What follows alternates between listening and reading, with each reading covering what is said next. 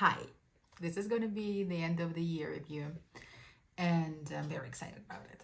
So, what I did before here, I did kind of like this, like small video diaries, so that I can look back and then relive this moment and also track how I feel. And this is going to be a whole overarching the last year, 2023. It's crazy to say it out loud. It's going to be 2024 now. So it's going to be the summary of the 2023 year. And I didn't want to do this in the whole what I achieved kind of way, because this is, first of all, I didn't achieve much. So maybe I'll do at the end some of the achievements that I did. But what I mostly wanted to talk about were like the top 5 emotional moments for me. And emotional in a sense that I felt such an intense emotion that I just want to capture this, and I want to remember this, and I want to look back at it. So let's start the top 5 with my number 1. And I did prep a little bit. I mean, I usually just go off on a rant without anything in my mind, but for this I prepped a little bit. And by prepping, first I did the look inside of you and think. No, I just looked inside and thought, okay, what are like the moments that stood out to me? And I got like 3, but I wanted 5. So I went through my camera roll, and then I looked at the pictures, and then I remembered like, oh my God, this was this year. That's crazy. This is also, it was a cool emotion. So the number 1 best emotional moment for me was, weirdly, my father's memorial. This is gonna sound horrible, but this was one of the best, not the best, the most emotional days of last year. So on the 1st of July, it was exactly 1 year since my father passed away. And I flew back home because we had a big memorial planned, and like 70 plus people were invited to just, it was like just a day to remember, you know, when we prepared like a slideshow of the pictures of him, and I helped my mom create the slideshow, create this video, like sync it to music, and it was so beautiful. And we cried like hell for 3 days making this video, and then we cried every single time we watched it again.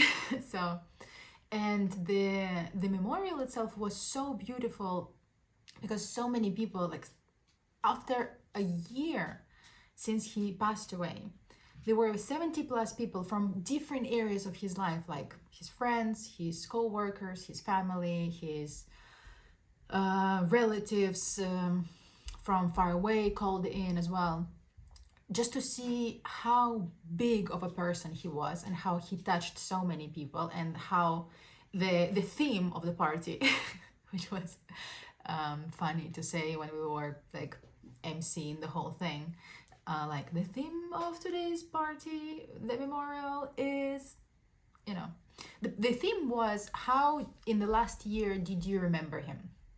In which moments did he come to your mind, and how did he affect your life? And it was incredible to see and hear the stories that people shared about him, how in the last year so many times they thought, okay, what would he do in this case? And it ranged from people who are super close and people who are kind of just like, you know, not everybody who was there was actually close, but maybe some were closer than others. I don't want to sound like somebody was just an acquaintance. And then after the whole memorial, it was a lot of tears, a lot of just happy emotions from seeing people I haven't seen in a long time, because this is like a weird moment when you can just gather a lot of people in the same place for a very sad reason, but at least you see them. And then after that, like my friends, my sister friends, all went to our summer house, which he loved. He built it, and we we got high, like crazy. My mom was in the house. I mean, she didn't get high, but it was the first time I think that I got high. No, that wasn't. how funny. It wasn't even the first time that my mom saw me high. No, but it was definitely the most open time. And then we just like smoked weed, and then my mom prepared us food for munchies. And it was the most surreal, weirdest experience because we were laughing so hard. We were just enjoying the moment. And it was absolutely not inappropriate in the sense like we knew 100% he would love this. He would be with us, he would smoke with us, he would just laugh with us and sing with us. And it just felt like a moment of realization that whatever happens, whatever most horrible thing happens, you lose such a big part of your life. They keep on living through you. And it was beautiful. And I remember texting the guy that I was seeing at the moment. He was like, "Hi, how you doing?" I was like, "I'm fucking awesome." I am high out of my mind, and my mom is making us snacks, and we're partying, and it's my father's memorial, and it was wild, and it was so fulfilling. And I'm so grateful for my family and my friends, and for my father for being so awesome and having been and continuing being so awesome. So that was my number one moment in the whole year. My number two moment was making the commitment to celebrate my birthday for a month. So my birthday is on the 7th of March, and I decided that March is going to be my birthday month. And I made it my mission to annoy the shit out of everyone and just make everybody congratulate me on my birthday month for the whole month of March. From the 2nd of March till the 30th of March, I went out everywhere and I said, by the way, it's my birthday month. And I made everybody celebrate with me and drink to me and toast to me and give me nice wishes and everything. And then we traveled, and wherever we went, in every country, we were like, "Hey, by the way, it's my birthday month, but it doesn't matter." And it was so funny. And I posted about it on Instagram, and so many people were like, "Dude, when are you gonna stop celebrating your birthday?" I was like, it's a birthday month. And I enjoyed the attention. I enjoyed it was hilarious. Just the ridiculousness of the whole situation, making everybody, I was insistent and I was annoying and obnoxious as hell. So I was just like going to bars and saying, "Hey, it's my birthday month." And people had to oblige and, celebrate me as if it was my birthday for the whole month. And it was so stupid, and I will definitely do it again. I just love attention, I guess. So this is me coming out as an attention whore. At almost 30 years old, I came to terms with this. My number three moment was, and this was the two which was easy for me to identify. Number three was getting tickets to Taylor Swift concert. Oh my god. I am a hardcore diehard Swiftie, and it's okay if you don't like her. If you actively dislike her, we will never be friends. But if you say, "Yeah, it's just not my music, I just don't understand it," it's fine. I'm not gonna try to convert you. I will make you listen to it, but I will not try to make you like it. And then the whole thing with getting the Taylor Swift tickets was really complicated in the sense that you had to apply for to be in the wait list, and then you would get the link, and then you would get the code, and then you would have to log in immediately after 1 second after it goes on sale, and then in 2 minutes it's gone. And the first location we applied, me and my friend Swiftie applied for every location, and we got the waitlist codes and everything. And the first location was Vienna. And I was like, yeah, it's close to Munich, it's fine, I will aim for Munich. And then immediately I got in. So it started at 12, and at 12:06 I had the tickets. So we were chatting to each other all the time. And then I was like, I'm in, do I get the tickets? And then she was like, yes. And then I was like, which ones? And it was just like, okay, just the second ones. And then in literally 5 minutes, it felt like a blur, whatever was happening. And then we got the tickets. And I am so fucking excited about this. You cannot imagine. We already had the room booked like 1 year in advance. I booked it last August for August 2024. And I think when I make the highlights of my year next year, it's going to be the concert, one of them.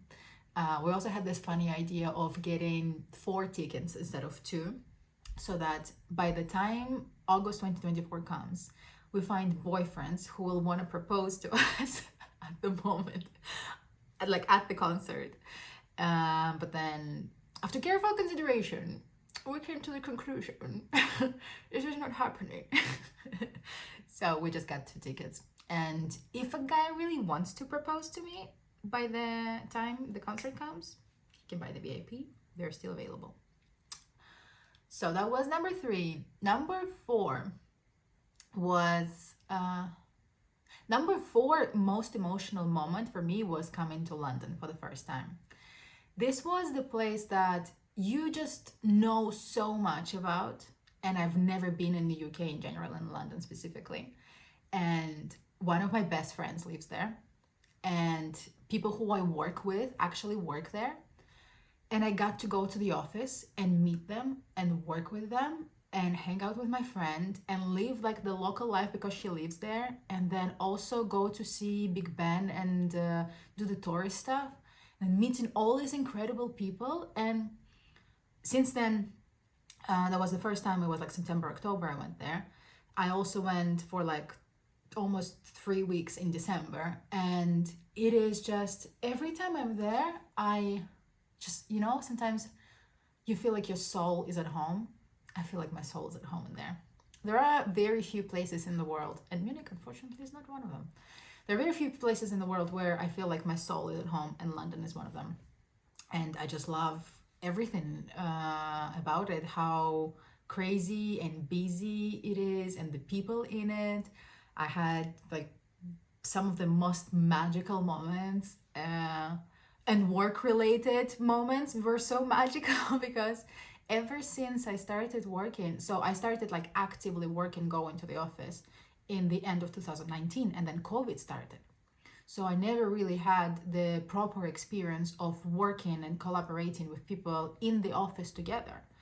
And I work from home, and now I work in Munich. Sometimes I go to the office, but it's empty. No one who I work with is actually in the office. So it's the same as working from home. We just sit at a different desk. And in there, the people are so nice. I don't know if they're going to see that. I hope not. But I love you all. No, it was wonderful. It was a wonderful experience. Just in general, London, it was very fulfilling, like soul healing visits, I would call it this way. I was crying from gratitude. The first time I was there, I was riding the double-decker bus at the front, going from my friend's home to the office at King's Cross, where Harry Potter departed to Hogwarts from there. How can you imagine? This was, and I was thinking, how is this my life? How am I this lucky and this privileged and this incredibly happy that I'm going to work to like the platform 9 3/4 basically? What is my life? It is incredible. People are amazing there, as I said. I keep saying the same things, but yeah, I was literally sitting there in this double-decker bus looking outside, and my tears were running down my face because I was so grateful. And number 5 emotional moment seemed very minute at the in retrospective compared to what I say, like the rest of the moments are. But number 5 emotional moment was this moment in late summer, I think. It was warm, and I had a guy who had a cabrio. And I remember he picked me up from home. We were going to his place, and it was warm, and it was dark, and the wind was in my hair, and I was wearing a mini skirt, and he put his hands on my leg, and it was just the moment of utter freedom and youth, and I felt just so, it didn't feel so grand in the specific moment. But now that when I look back at it, this was the moment and the emotion that I wanted to capture throughout the whole year. Just the sense of, fuck that, life is good. I'm young. The world is your fucking oyster, and all that, and all of that I felt in this like fleeting moment of we were just like riding through the city with my hair like going like this. It was so warm, and he was just touching my leg. I'm not gonna go into detail. And it just, the key is not my boyfriend. He wasn't even my boyfriend, but just the sense of I feel so cool. I feel so cool in this moment. I love that. And this was the emotion that I will try to take with me to the year 2024. I think I rambled on for way too long anyways. So we'll not talk about my achievements. My biggest achievement this year is that I fucking stayed in the same place. I stayed put. I lived in the same apartment, in the same city, in the same country for the whole year. And let's all celebrate that, because this is an achievement. And that's it. And I love you all, and I wish you a happy new year. And I'm just grateful for the whole 2023. It was a nice year.